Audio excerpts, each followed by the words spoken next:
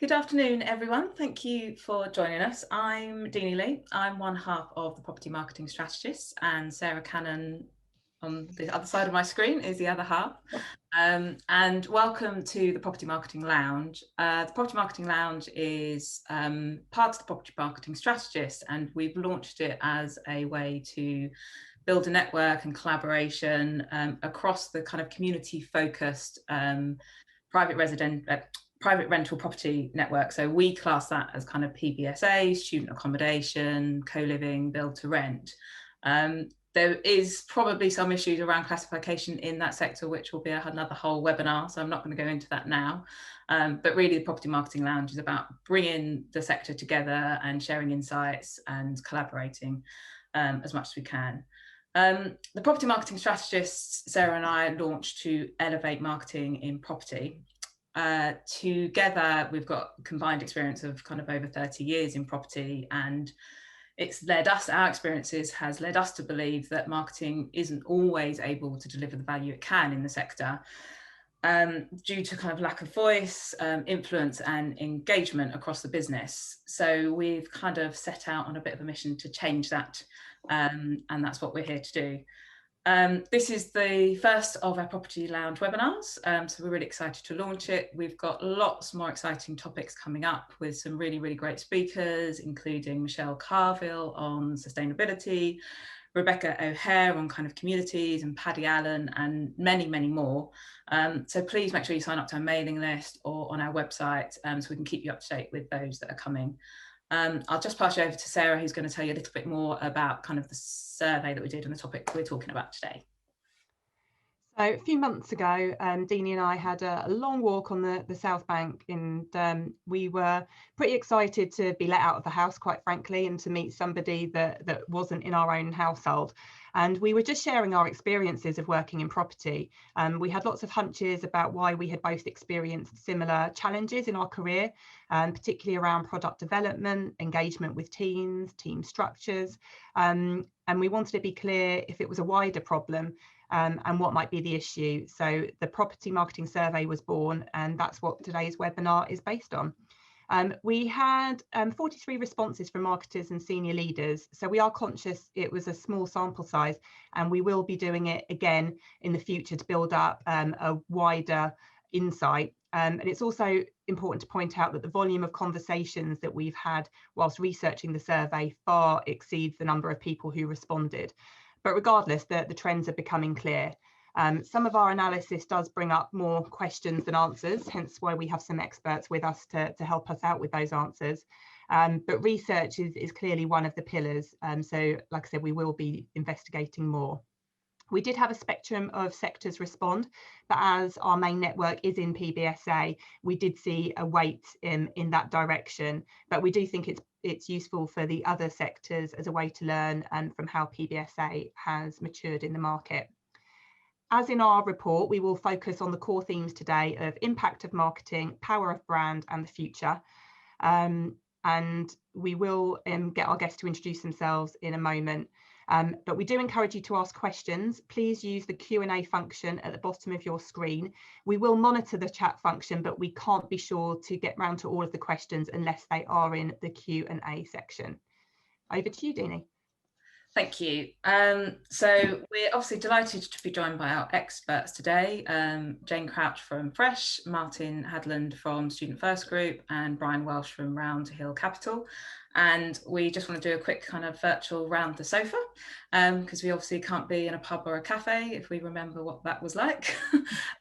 So if you'd like to do, Jane, if we come to you first, just to give us an introduction to you. Yes, thanks, Deanie. As you said, I'm the COO for Fresh. We're a third-party operator for BTR, co-living and purpose-built student accommodation. And probably purpose-built student accommodation is where Fresh is known most, but we have diversified. We currently operate as around 20,000 units at the moment. And we've been around for just over 10 years. Great, thank you. Martin? I'm Martin Hadland, Managing Director at Student First Group. We're an advisory and asset management business acting in the student accommodation sector, but we also asset manage in a couple of other sectors and some interesting places like the USA and Portugal. Our business at the moment is largely advisory to universities and developers, but we're also asset manager for about 2,000 beds of student accommodation at the moment across a couple of portfolios. Okay, thank you. And Brian. Afternoon, everyone. My name's Brian. I am involved in Untitled Capital, which is a vertically integrated owner-operator, developer, investor in purpose-built student accommodation across Europe. And we also own a business called Nido Student, which is our property management business. We're also a heavy residential investor across Europe. And prior to this, I was involved with businesses including the Student Housing Company and Liberty Living. So I've been in and around property marketing for over 15 years. Okay, that's great. Thank you very much. So on to our discussion, and kind of our first topic that we wanted to focus on was around the impact marketing can have on an organisation. As marketers, Sarah and I both believe that marketing needs to engage across the entire business in order to build your product, your brand, and to create ambassadors for you both internally and externally with your customers. However, the ability to do that does come with access, respect, and the opportunity to engage with the whole business. We found in our survey that engagement with operations and sales, as we'd expect, was quite high for marketers, but it got much less integrated when we started looking at finance and acquisitions and product development. Do you feel that this is how it should be, and does it reflect what happens in your organisations? Brian, should I come to you first? Great. Well, thanks, Deanie. Well, listen, I'm a bit biased because I'm an old-fashioned marketeer at heart, really. So some of my first qualifications were with the CIM. So I'm a firm proponent and believer in having a marketing-led organization, and that means, to me, having marketing represented at the top table in the operating business, and that means that the marketing strategy, structures, values of the business should run through the business like a stick of rock and not be limited to what brand you stick on the outside of the business of the building and use as a B2C tool. So I firmly believe in that sort of alignment of marketing right up and down the value chain. And clearly that's not always the case. And as you guys know more than anybody, some organizations will pay lip service and see marketing as just something that drives sales through the business. And I think you lose something by doing that. I think it's a reasonably low cost endeavor to include marketing, to think strategically about the future of the business, to think about your next set of customers, just not just the ones coming in PBSA this September. And that's why I think it's important that marketing is fully integrated in the business in every aspect. And I've worked in organizations where it is, and I've worked in organizations where it isn't. I like to think when I've been in a position to drive that strategy, agenda, and change, I've brought marketing in more.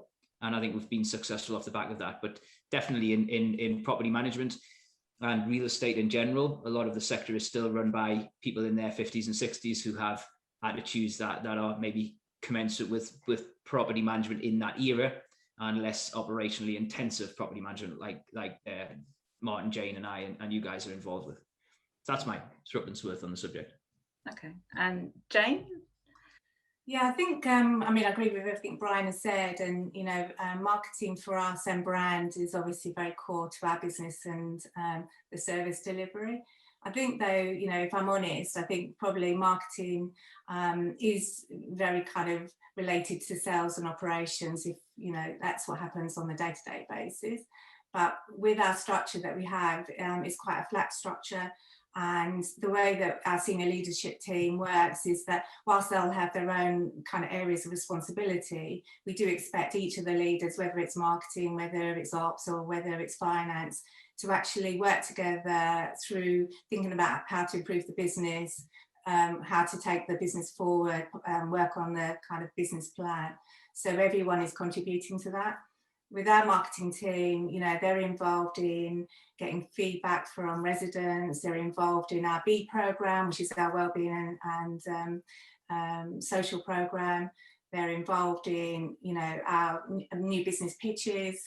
And they get involved within the core business of Fresh, but we've got a parent company with Watkin Jones, and they get involved in some of the communications between us and the main business as well. So, you know, I've got a director of marketing, Helen. She's really integral part of my team, and, you know, rely on, you know, her insight into, you know, how we can improve the brand, and, you know, using that brand really to improve our customer service and our delivery. Okay, that's great, thank you. And Martin, obviously as a kind of a consultancy, do you find that you are able to work directly or indirectly with marketing people within the companies you work with, or is there kind of, is that all handled at a distance? A bit of both, I would say. I mean, I'm in the privileged position of being one of the dinosaurs that Brian referred to in the 50s. So obviously I've got a stereotypical view, which I don't think I have actually, but I think I started to think through why it is that some of this has happened. And I think there's probably an element of the history of the sector being that a lot of the early accommodation was built where there was absolutely nothing.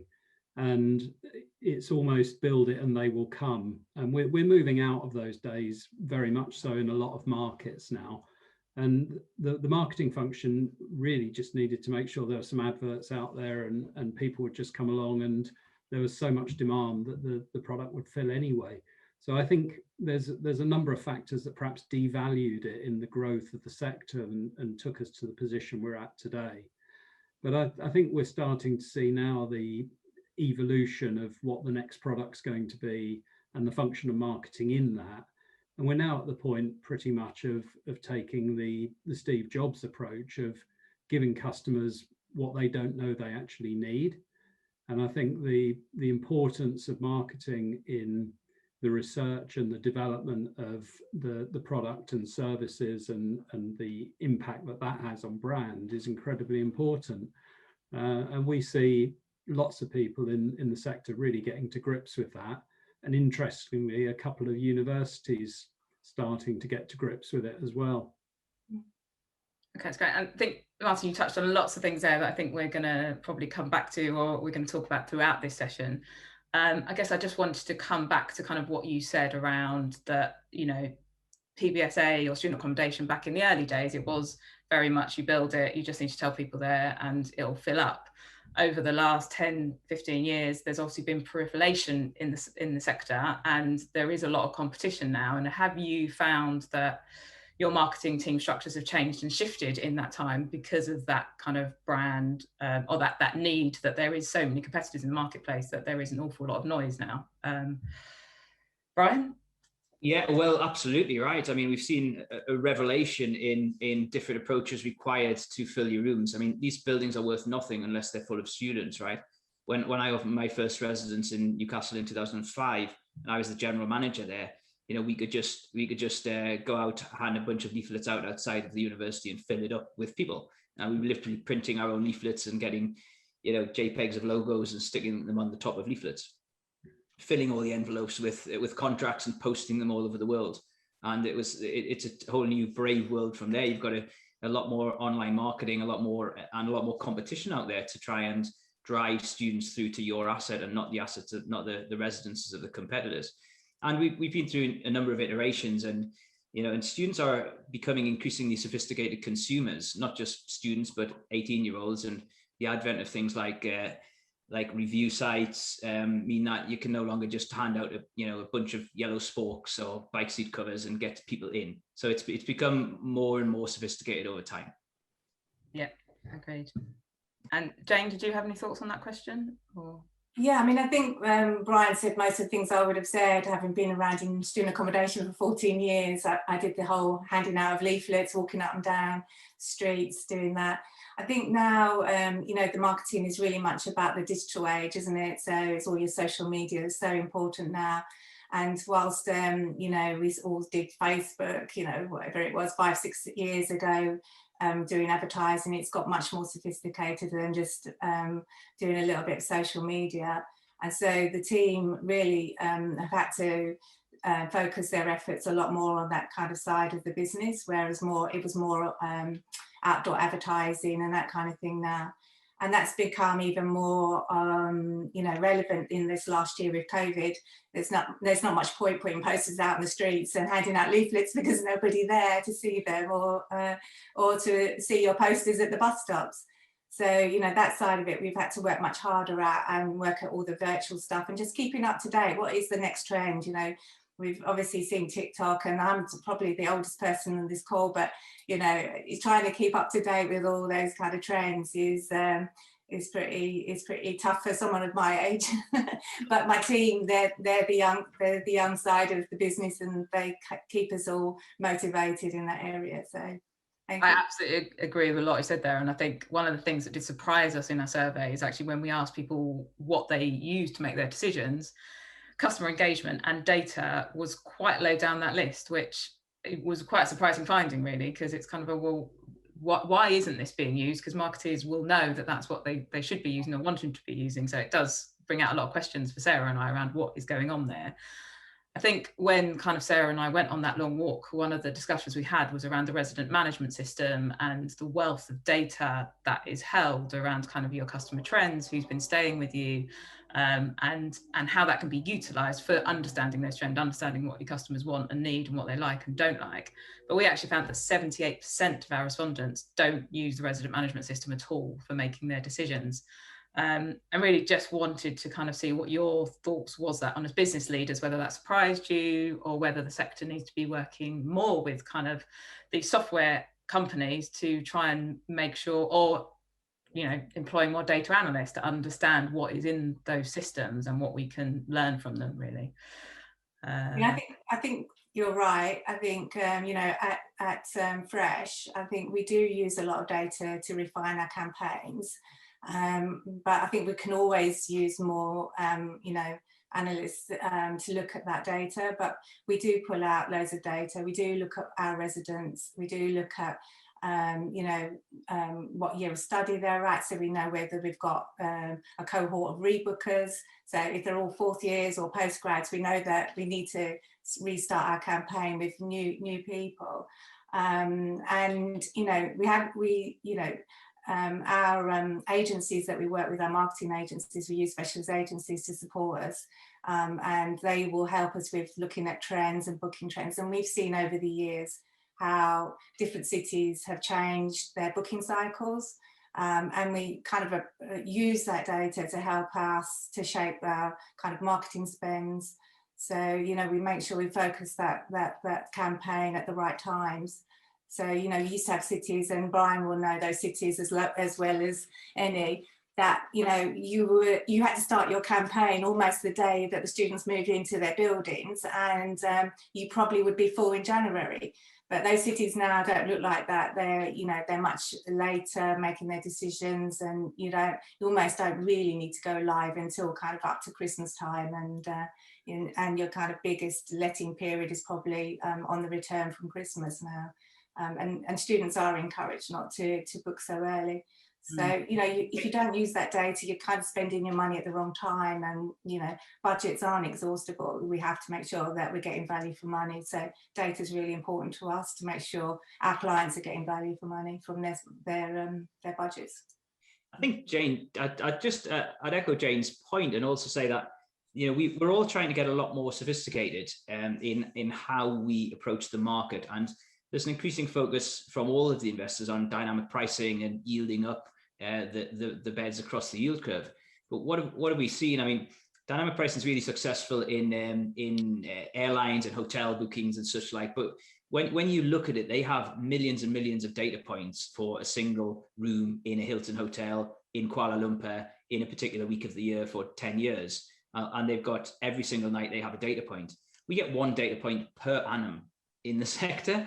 So to try and create a dynamic pricing algorithm of that is incredibly difficult. And I know we've tried again, and every investor in the sector wants dynamic pricing. But even if you go to the hotel sector, actually the dynamic pricing only gets you so far. And if you're a Marriott GM, you get to a point in time where the system says 50 quid a night, and Celine Dion's running a concert around the corner, so you can get 200. So you're constantly evaluating your rate. And of course, using dynamic pricing is great in a market where that there's a leasing up period. There are the same number of students as there are beds. and at the end, all of the beds are going to be full. Now, what's happened over the past couple of years in COVID is we're not seeing that. And a couple of years before that, somebody else might build 500 beds along the road from you and disrupt your neat little curve of letting velocity. So the level of sophistication that's required is immense. And using the big data, it's not even fair to call it a big data set. We've got a very small data set. We're using that data set to extrapolate your tactics. You just have to be on top of it all of the time. And we've got all sorts of clever systems. We use Salesforce really strongly. And you look at all of the data points and you triangulate and you use a bit of your gut feel and you say, what's going to happen this week? What should we be doing next? And providing you haven't got a problem with poor data where you've got the garbage in, garbage out problem. If you're past that and you're happy that your data set is clean, it's sort of dangerous to draw inferences from it sometimes. And the other really interesting thing I always find in marketing terms is, hey, look at this residence. It's got a huge cohort of people from Europe. Let's say, probably not the case anymore, but let's say Europe to pick a place.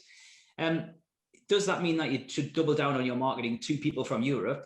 Or does that mean that, hey, we've got loads of people from Europe, we should therefore be targeting our marketing spend in China or the US or domestic or whatever? So in COVID, we've been driven down domestic for very, very logical, obvious reasons in the UK, and that makes absolute sense. So we're all going to stampede towards domestic. It's going to be more difficult in some cities like London, for example, with such a heavy international weighting. But fundamentally, I'd love to see the time where we are more intelligent about our data set, and maybe a more sophisticated market like the States. And Martin tells us about the States, where they've got more by way of information sharing. So their data sets are growing because people across industry are sharing and collaborating on information. But it's kind of difficult to see with choppy information, with undercurrents of COVID and people building new assets that are big, and university acceptance is changing around. And maybe you've got a load, as Jane said, a load of third years one year, which is causing you a load of problems the following year. By the time you take these things into consideration, it's quite difficult to peel back that onion skin to the point where you've got the kernel of truth that you're gonna hang your marketing strategy on. So I think for me, it's all about flexibility. Come at it from a scientific approach. Hopefully at some point we've got some data, but that data is only giving you a tiny part of the picture. And if you take that data as everything, then you might just take a wrong turn, right?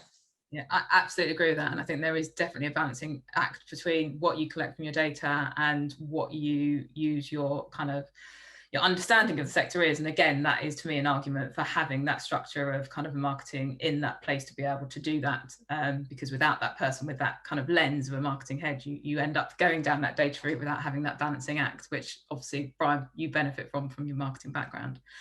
I guess one of the other things that fits into all of this is that we kind of was very surprising to us is that when we asked kind of our respondents in our survey what they think is the priority function of a marketing team, those that work in marketing and those that don't work in marketing had a very, very different view, which obviously, is an obvious problem because, and one point to add, I guess those that weren't in marketing from our respondents were largely the senior leaders. So senior leaders expecting marketing to do one thing and marketers expecting to do another. And I guess, Martin, kind of with all the organizations you've worked with, is that something that you've seen as an issue, or do you think that's a problem just for marketing, or is it just a problem within the sector as a whole that no one really is talking about what they should be doing and are doing? I think it's really difficult because I think the sophistication of the marketing function will vary across the sector. I mean, we're a sector that's aggregated over the last few years to a number of major leads who have a significant market share, but below that there's still a fair few what you call medium-sized businesses running in the sector. So it's kind of hard to look at all of it as through a single lens. And I'm not entirely sure that something's going wrong here, because if you look at something like B2B relationships, which was one of the biggest disparities between the marketers and the leaders, that's all about, I can only think that the B2B in student accommodation is going to be about working with universities. And the partnerships side of the business quite often isn't marketing. So it doesn't surprise me that there's a disparity there. But some of the other things and the general misalignment, there is work to do to make sure that the marketing function are doing what the leadership wants, and everybody feels like they're pulling in the same direction, I think, from the research you've done. But I haven't seen massive evidence of dysfunction in any of the organisations I've worked at that hint that this is a major problem, I guess.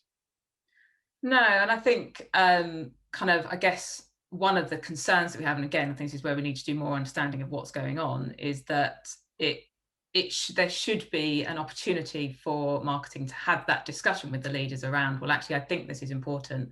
And actually, to your part on partnerships, is that, there is a role on communication and what that presentation of that brand is. So again, it comes back to this all-encompassing kind of that, it's not about necessarily being the person to lead it, but just having that relationship with it. But granted, it may not be as big a problem as it is. And I guess one of my other questions, is around, obviously we did do the survey in COVID, and actually what impact has that had on what people think their objectives are at the moment? Because there's been very much, everyone's just been working at home on their own. So I think there is a lot that I think that we can unpack there with that.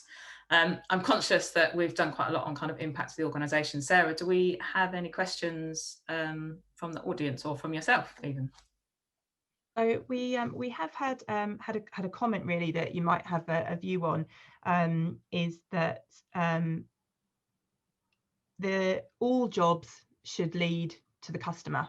Whether, I guess, that's from HR to finance to acquisitions to sales to marketing, and when we're talking customer, I'm taking that to mean the end user.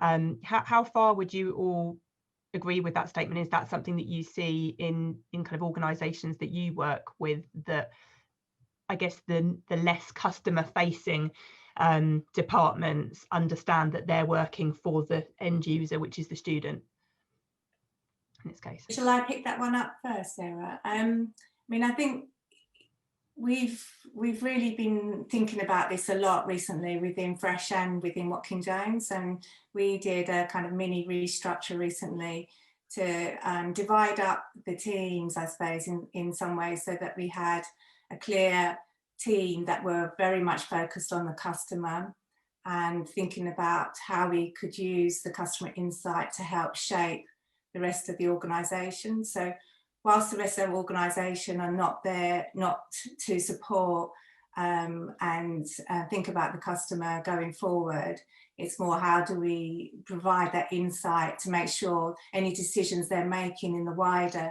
organisation can work. We're at really the early stages of doing that, but we have been starting to do that. We're thinking about the way Watkin Jones, for instance, might design co-living schemes for the future, BTR schemes for the future. And we're able to do that by talking to all our customers who may be the future customer of those. It's a challenge. And one of the things we did a couple of years ago as well was we invested in Mary Gober Institute, which is really about everyone focusing on the customer. So we've got everyone from the CEO right through to the housekeepers all involved in that training.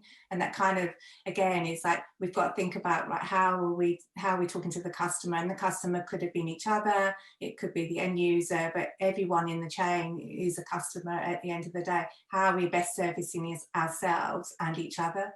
I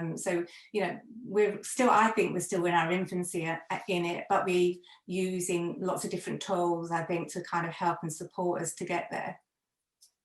I think my view is that marketeers can be, and perhaps it's just again my bias, but I think marketeers and everybody in the firm can be criticised for staying too much in their lane, right? I mean, marketing, as we know, I believe should permeate every section of the business and should be focused very much on our customers getting what they want. Are we thinking about the next set of customers in 5 and 10 years time? Are we focused on the future? And listen, certain disciplines in property management and real estate just aren't that interested in marketing. And I think it's the job maybe of the people in senior positions who maybe aren't marketeers, who have oversight of, for example, the development management function. We crowbar our marketing department into the development management team, and into the design teams to be focused on designing the residences. And frankly, it's kicking amidst much kicking and screaming from the development teams and the contractors. And Jane will echo me on this, that, you know, doesn't matter what they build or how they build it if it's not suitable for students today, tomorrow, and in the future, right? So we need the marketeers to be in there with the pulse of the customers and making sure the buildings are being delivered that will be successful in the long term. Now, developers hate that because they want to build to time and to budget, and they're completely myopic about that. They can be. So it's about not staying in the lane, and it's about not being beaten up as well, because, you know, the developers are out there. They are frankly quite hard-nosed, focused on spreadsheets and bottom lines, and marketeers have to have a broader field of vision. And bringing that to somebody who's having a stressful day and is 16 hours into a spreadsheet to say, oh, hey, you know what, the feature wall should be purple, or actually this mattress is this is the mattress that we want, or hey, don't do this because of that, when they're already taking soundings from maybe ops or asset management teams or everybody else. So my message is it's don't stay in your lane if you're a marketeer. Get out there, put your pointy elbows out, and be thick-skinned, and and get in there and get what you want. Find ways to get what you want out of these guys who are, I say, completely focused on project management. It's super. Your requirements are not secondary to theirs. So get in there, and Sarah's very guilty of not staying in her lane, and I respect her for that, right? If somebody's doing something you don't agree with, even if it's not in your specific marketing remit, get stuck in. I didn't progress through organizations by worrying too much about ruffling feathers. I mean, I think Brian, you know, that's very much the way we try to encourage our senior leadership team not to stay in lane. And, you know, we do expect people to get their elbows out, as he used there, and make their points quite vigorously if they think something is worth, you know, talking about and asking for. And I think, you know, I've seen a recent shift in that within our structure, and people are listening to us. And I think it's just being able to make a coherent argument as to, you know, what you're saying, actually, how that's going to impact them on the business overall. Because at the end of the day, everybody wants the business to do well. And it's just explaining that and putting it into context. And then I think you get people on board. I think if you're trying to beat them with cushions, because they always think marketing's about cushions, isn't it, and being fluffy and everything. So if you try to beat them with cushions, right, you won't get anywhere. But you know, it's just explaining, right, actually, if you listen to us, actually, we can make a bigger profit, we can be more successful, we can have more customers, you know, all of those things, you know, and that's what they listen to at the end of the day.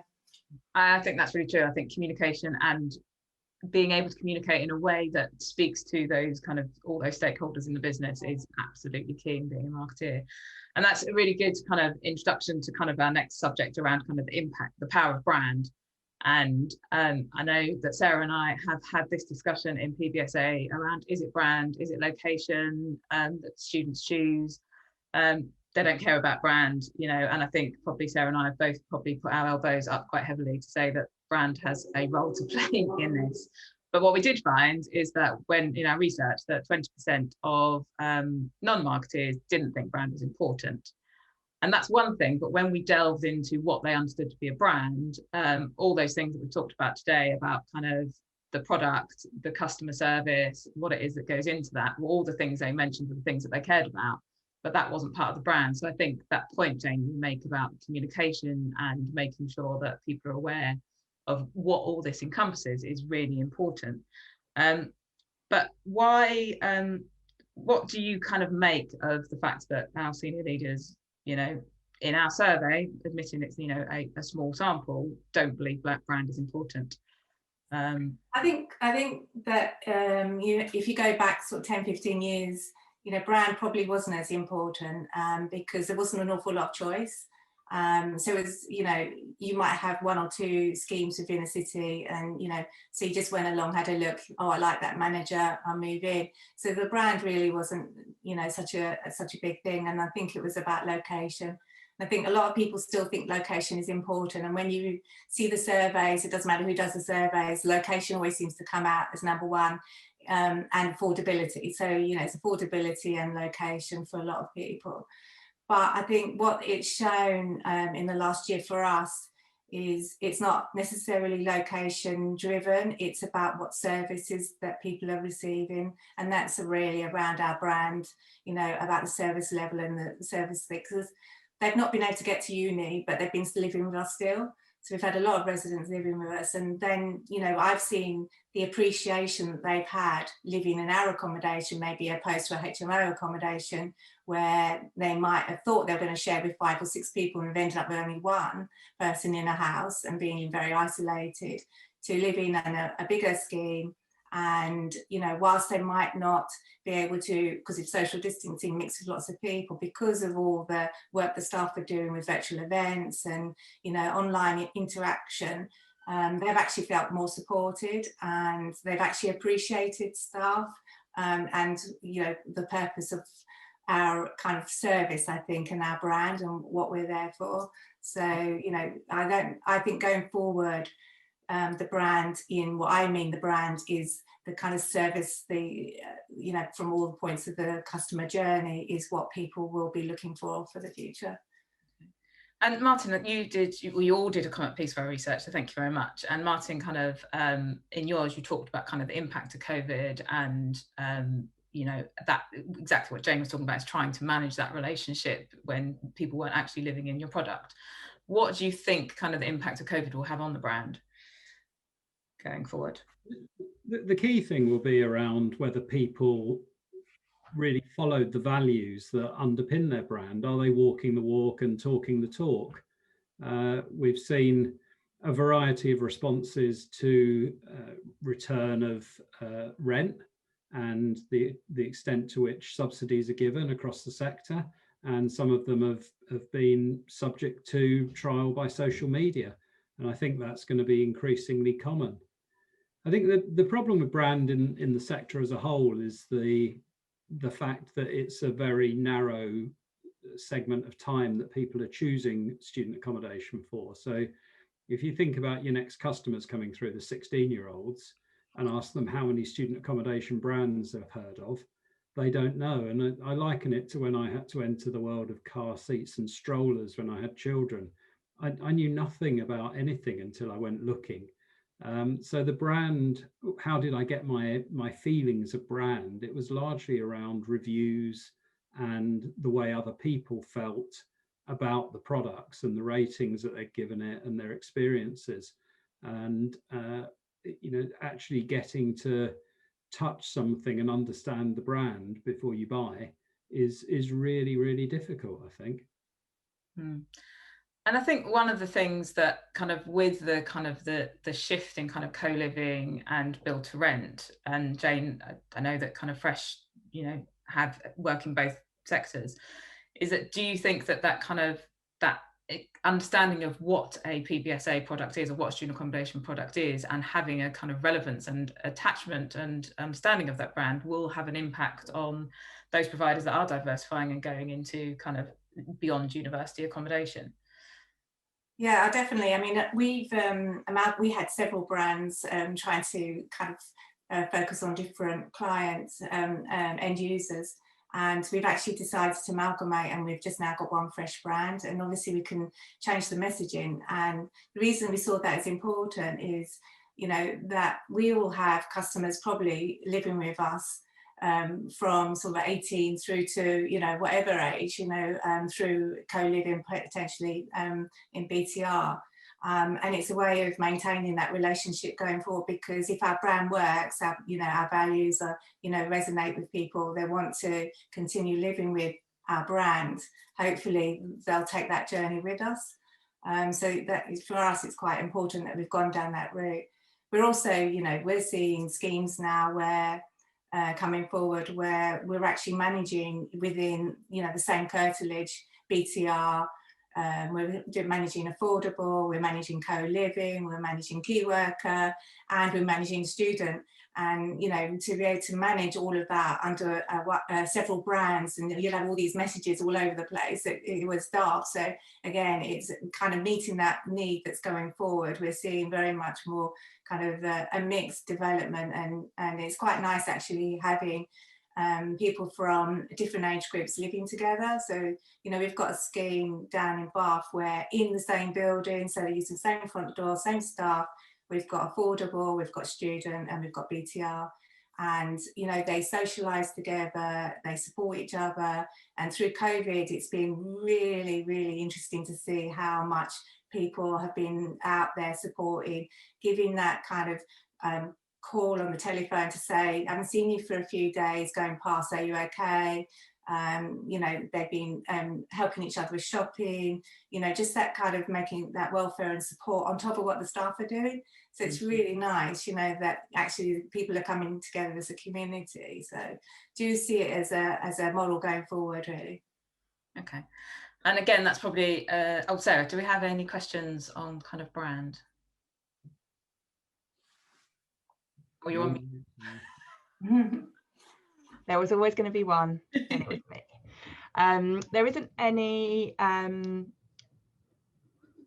questions on brand from the book. One question that I kind of had really was, how do you think the strength of brand fits in when potentially buildings change hands, and students might be pretty wise to this now that they might have a different operator, you know, from time to time, and you know, therefore, just playing devil's advocate, you know, how does that impact the brand, and therefore how much does the student believe in the brand, really? Brian, do you want to take that one? Yeah, that's a tricky one, isn't it? You know, I always feel a bit awkward about this one. Martin's wiping his brow, he didn't get this. I always feel a bit awkward about this one because I always feel like the whole buy Nido, get fresh, or buy fresh, get, I don't know, CRM thing. It just feels it just makes me a bit uncomfortable, because I think that, you know, the students are buying into the whole Nido thing, and the whole Nido thing is branded, and it's an events program and loads of other good stuff. And whilst there's no, you know, there's no laws being broken, it's a tenancy agreement, and fundamentally we're a real estate landlord letting tenant business. It still doesn't cover me with joy. Nobody likes losing buildings anyway. And we just sold some buildings to Greystar recently, so they've changed from Nido to whatever Greystar is called these days. And you know, the site staff are there, and the site staff have been trained by Nido, and they're going to continue to deliver great service and all of those things. But I think the brand is a little bit hostage to the fact that there's so much value in the underlying real estate. And as yet, some investors who are buying and selling these assets don't fully recognize the value of the brands that are sat on them yet. And I think that will come. But yeah, it sticks in the craw a little bit when you're changing the brands on these buildings. So I don't think anybody's quite cracked that yet. And it's not to say somebody's going to move out to the Nido next door because that's a Nido and they want to move out of the one that is now fresh. People are pretty sticky when they're in there for their contract. They may reassess when it comes to booking a new room for next year. But nobody's ever came to me and complained and said, hey, I bought a student housing company building and now it's a fresh building and therefore I want my money back. So that suggests to me students a little bit voting with their feet. I expect it will evolve beyond that in due course, but maybe that just isn't an indicator that we're not as brand led, or at least we might convince ourselves we are, but it's not ingrained in the students' minds as yet. That's kind of my thoughts on that. And of course, the old debate: do you live in the pavilions or do you live in the student housing company? You know, kind of. I don't think we've cracked that yet either. And Nido had an Opal and Nido. If those of you remember Opal, you were in Opal 1 Manchester, Opal 2 Manchester, Opal 3 Manchester, Opal 4 Manchester. Whereas if you're in the Liberty Living equivalent, you're in the Sir Charles Grove Hall, or you're in Liberty House or whatever. So people have taken different slants and different attacks at it. I don't think there's a right answer yet. I think students tend to gravitate towards the name of the building if you give it a name, and that tends to make it easier to change hands.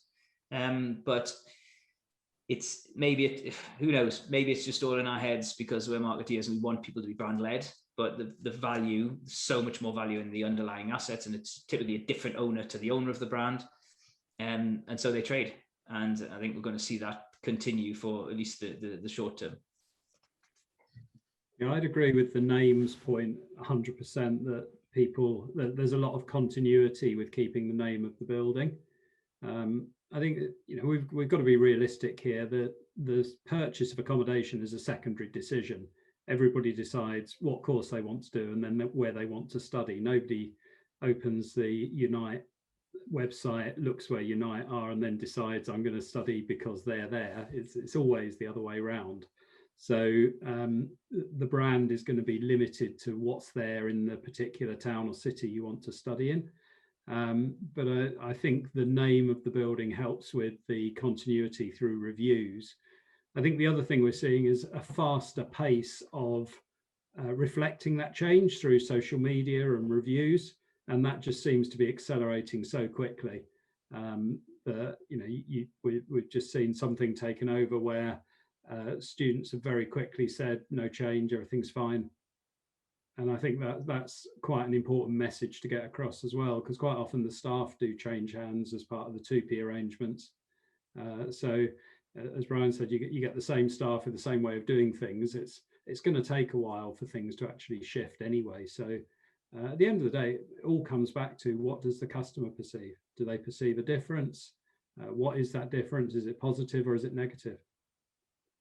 And I think that kind of brings us on to kind of our last topic. And sorry if we've rushed through any of these topics, but we obviously had a lot to get through, but kind of about the future of marketing. And I guess when Sarah and I talk about the future of marketing, we very much believe that's about the product and what the product is and what the customer wants, because that is essentially what marketing is going to market. It's obviously been a very difficult year. We're still in a global pandemic. It's changed life from what we knew it as. And for much of the sector, it's been about firefighting, and development and innovation has understandably been placed on hold. But we did, 82% of our respondents did tell us that they didn't think enough research was being done in the sector. And that kind of, there appears to be kind of a bit of a knowledge gap going on. So why do you think that research isn't being done, and what can we do about it? Martin, Brian, Jane? I'm happy to kick off. I think the first thing is probably the hardest thing to capture is why people don't stay with you. Mm-hmm. And that comes back to something Brian mentioned earlier, which is about maturing as a sector and being more interested in sharing. And a piece of research across a number of parties to work out why they went to Nido rather than Greystar and vice versa, I think would be quite powerful. I think the problem with focusing on your own group is you just get told the things you already know. They came here because you market to, as Brian was saying earlier, perhaps you market to Malaysia and you target that group and they all tell their mates, and it's a self-fulfilling destiny, really. So I think there's two reasons there. And then I think the other thing that's really difficult is the complexity of the customer base. That if you've got an 18-year-old girl from Aberystwyth compared with a 30-year-old postgraduate coming in from Malaysia, they're very different needs, very different people, and you've got everything in between. And overlaying all of that, you've got the varying degree of parental influence on what that choice is. If they've got the checkbook, some people are happy to say, well, here's the check, you go and choose it. And others are a lot more involved in the decision. So I think it is really complicated, and it's probably a very difficult nut to crack for any but the very largest operators. So yeah, it does need collaboration. And I think one of the issues, like you say, is the complexity of it, which then becomes a budget issue. And I think kind of your point about actually collaborating together, actually to get those answers, is something that's going to bring up the whole sector, not trying to work in silos on it. Brian, kind of what are your predictions for the future, and how do you think marketing can kind of support that going forward? Well, listen, that's a big question. I'm not sure I have a really straightforward answer. I think, maybe given we've got an audience of marketeers here, I think people need to understand that the sector, from an investor's perspective, still feels very robust. These investors who are coming into purpose-built student accommodation are massive international institutions who believe in the residential student as a subset of the residential accommodation space and believe it's a good place to invest. And when you look at other markets that they could invest in, like, for example, retail, which was a giant of real estate investment, it's gone to, its yields have expanded dramatically, which is short for the whole thing's gone to hell. Nobody knows whether to invest or what to do with retail investments, so those dollars need to go somewhere else. Student accommodation valuations are holding up, so the market itself is buoyed by most people thinking it'll be okay in the end. So that means you've got but you do have a short-term cash flow gap to plug, and then therefore the focus on marketing for the next 12 months at least is very much on supporting sales and driving people into those bedrooms. And I think it's going to be difficult to convince investors and senior managers out of the mentality of make efficiencies, fill rooms as the not the sole focus, but the major focus. So 9 out of 10 questions will be around filling rooms and doing the best you can. And just to touch on the question that Greg White asked about, I mentioned before, we're targeting UK domestic students. And in the absence of international students, people will target UK domestic students. And just like when we have seen pockets of maybe developments coming on stream simultaneously in the past in different cities, those in the event there's a shortfall of students for PBSA, and people's attentions will inevitably turn to HMOs and start to try and hoover people out of HMOs, whether that be by tactical incentives or the fact we can outspend HMOs 100 to 1 on marketing, or whether we can come up with tactical discounting or free iPads or whatever else it is to try and incentivize domestic students to come into purpose build. So my view in the next 12 months is marketing is going to be kind of corralled a bit, curtailed a bit. Marketing teams might be under cost pressure as well, more so than they have been in the past. But I think, like with the rest of the sector, I think it will flip back out of that reasonably quickly and move into the aggressive growth phase again as more internationals start coming into focusing in the UK primarily in this conversation, but across Europe. And I think the future is bright in that sense. I think making small adjustments now with marketing influencing them will make buildings more sustainable in the future. And what do investors want? They want that secure, long-term and growing income stream that will continue. And that's going to be the focus, I think, once we pass this immediate blip. And I should just to be clear on one other point, I'll talk about the American operators being in regular communication with each other, and they will compare letting up rates and average room rates and all that stuff. That's not something we do in the UK at all. Well, it's not something we do at all in the UK for a number of reasons. Maybe the market's not that sophisticated yet, but also everybody's very concerned about antitrust requirements and other things. So especially the Unites and the PLCs of the world, as well as the privately held things, we never discuss rents. We never discuss occupancy as a group. And there are certain legal constraints around us doing that anyway. So it may never be the case that we get to that in the UK because of the legal system being different to what it is in the States. But overall, yeah, short-term blips and then long-term marketing to the front for me. And Sarah, did we have a question on design? Unmute. Claire Massey's asked about how well-being and kind of COVID might change the future design of accommodation. Do you see any shifts from the normal product that we've seen previously? Martin, do you want to take that one? Well, Brian and I will share a view here. We spent years taking down reception screens only to start putting them all back up again. Yeah, it's really interesting, isn't it? We've had I guess it's testament to the success of creating communities and spaces where people want to go. The halls have been such super spreader sites in some areas, just because everybody wants to be together, and the spaces enable that to happen. Thinking about what are we going to see that's different, we're starting to see already some clever things around the amount of touch points you have as you come through a building. We're working on a building at the moment that's got security system for the front desk, where you have an app. It's bio enabled. As you come through the front door, you just swipe your thumb over it. Enables you, lets you into the building, calls the lift for you, knows what your floor is, and you basically don't have to touch anything until you get to your front door.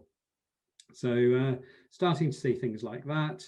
I think there's been a lot of learning, and I'm sure Rebecca will talk about when you have your session on communities, the sort of events that have been done virtually and how some of those have been very successful, and perhaps we'll transform the events program and start to look at what the social spaces are for in the buildings. And I think that whole dynamic of what the student central amenity and social spaces for has started to change as well, with social distancing, starting to look at smaller groups using the space rather than a big open one. And all of that is completely trashed by the sort of online events you see of parties and raves and things going on at various accommodation. I'm sure everyone's been the victim of some poor press about that over the last few weeks too. Okay. And I'm conscious of time, so does anyone else got any kind of final points on like design or the future that they want to share?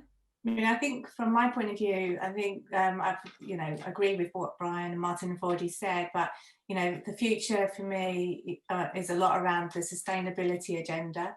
And I think, if you can demonstrate that your building has got sustainability at its core, way it functions and how it works, will obviously, I think, will drive rent levels.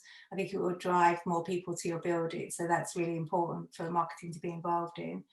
I think at the moment we've got all-inclusive rents, and I wonder whether this sustainability will kind of send us down the road of not having inclusive rents in the future, and getting people to think about their usage. And I was at another seminar last week on sustainability, and where they put all metering in, the consumption went down by 30%. So there is, obviously we all do our bit about educating our residents about sustainability, about taking measures, but unless people can see the usage that they're actually having, I don't think they will necessarily make those changes. And marketing worked really hard in our organisation trying to communicate all those sustainable options that people can take, but I don't think is necessarily getting that message across well enough for people to really change their behaviours. And I think that's the next step. We need to have things that help people change their behaviours. Yeah, I agree. I think there's three things: sustainability, technology, and affordability. You talk about tech. We're working on the same building that we were talking about earlier. I was talking about earlier. Has a Bluetooth mesh around the building that, within the constraints of GDPR, will track where people are. So it tracks their phones, and you'll get to see what the movements are through the building, how they use space. And that's a marketing goldmine in terms of product and how people actually use what's there. And back to Claire's question earlier, for a designer to have access to that sort of rich data going forward will be hugely important. I think I'm just going to echo on that point, but I find it really interesting because it's back to common rooms. So in 2005 to 2010, we were ripping common rooms out because students never used them. And then from 2014 to today, we're putting common rooms back in because students are using them. So I think that is an example of people voting with their feet. So supports Martin's thesis, and I'm wholeheartedly behind that. I think the other slight difference is in some respects, we are marketeers, and people don't always use the things that they buy. And a lot of my background was in health clubs, and I worked with David Lloyd's and Fitness First and JW Fitness. And one thing was very, very apparent to me is that people were buying gym memberships, and lots of them had no intention of using them. So I think there are certain things that you're selling a dream when people are coming into the product, and let's not let pragmatism and I know you said you wanted a gym, but you'll never use it anyway, so we haven't put one in. Actually, that's probably not 100% what we want to be doing. We want to be saying, hey, there's a gym, there's a guy with a six-pack, it could be you in 6 months' time. Now, in practical terms, we know it's sure as hell not going to be me, and it probably isn't going to be most people, but they still like the dream, right? We all like the dream, so you're selling a dream as well as the practical elements. Let's never forget that. You probably have, unfortunately, sold quite a few things that people didn't use this year, Brian. So we'll end on the dream, because I think I think clearly the future is another whole webinar together, because we could talk about it for ages, and I'm fascinated about kind of sustainability, kind of technology, and also kind of flexibility of contract we didn't even get to discuss. So obviously lots more topics that we can discuss about that, but it's been great. Thank you all so very much for joining us, both to kind of our panelists and also our attendees. If you haven't seen a copy of our survey, you can download it from our website. And I will just pass over to Sarah to tell us a little bit more about what's coming up in the future. So good news is we've got a whole host of webinars schedules. We'll be back after Easter with our next session, which is sponsored by Risuma, and it's going to be on the place of brand in property. Speakers include Ted Holden from Holden's, Simon Lucy from Hype Collective, and Graham Bates from Live. If you have a topic that you would like us to discuss, or you would like to be a guest, please get in touch. We will be making a recording of this webinar available, so you'll be able to watch it again or share it with colleagues. In addition to mine and Deanie's full consultancy service, we will also be launching a new bite-size option, which we will share details of on our social media channels next week. And finally, can I just say a big thank you for all joining us, especially to Brian, Jane and Martin for their engagement and support in our first Property Marketing Lounge webinar. Hopefully you'll come back for another session, because we've clearly got lots more to talk about. So thank you all. See you soon. Thank you. Bye.